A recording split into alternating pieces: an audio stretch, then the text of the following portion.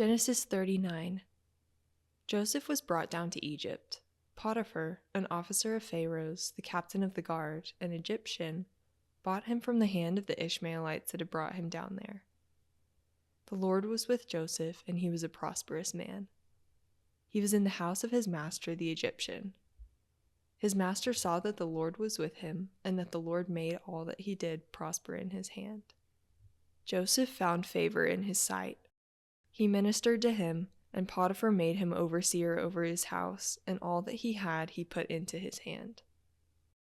From the time that he made him overseer in his house, and over all that he had, the Lord blessed the Egyptian's house for Joseph's sake. The Lord's blessing was on all that he had, in the house and in the field.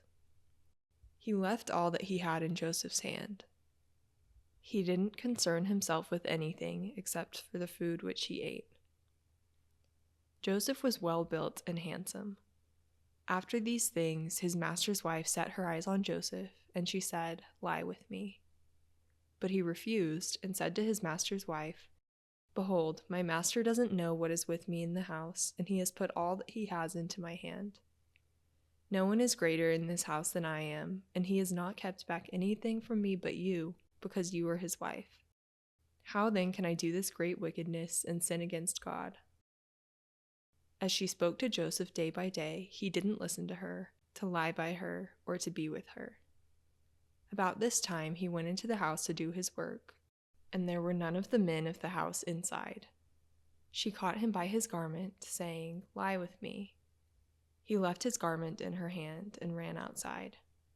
When she saw that he had left his garment in her hand and had run outside, she called to the men of her house and spoke to them, saying, "Behold, he has brought a Hebrew in to mock us.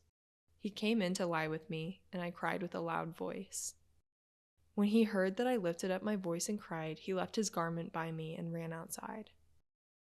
She laid up his garment by her until his master came home. She spoke to him according to these words, saying, "The Hebrew servant, whom you have brought to us, came in to me to mock me. And as I lifted up my voice and cried, he left his garment by me and ran outside." When his master heard the words of his wife, which she spoke to him, saying, "This was what your servant did to me," his wrath was kindled. Joseph's master took him and put him into the prison, the place where the king's prisoners were bound, and he was there in custody. But the Lord was with Joseph and showed kindness to him and gave him favor in the sight of the keeper of the prison. The keeper of the prison committed to Joseph's hand all the prisoners who were in the prison. Whatever they did there, he was responsible for it.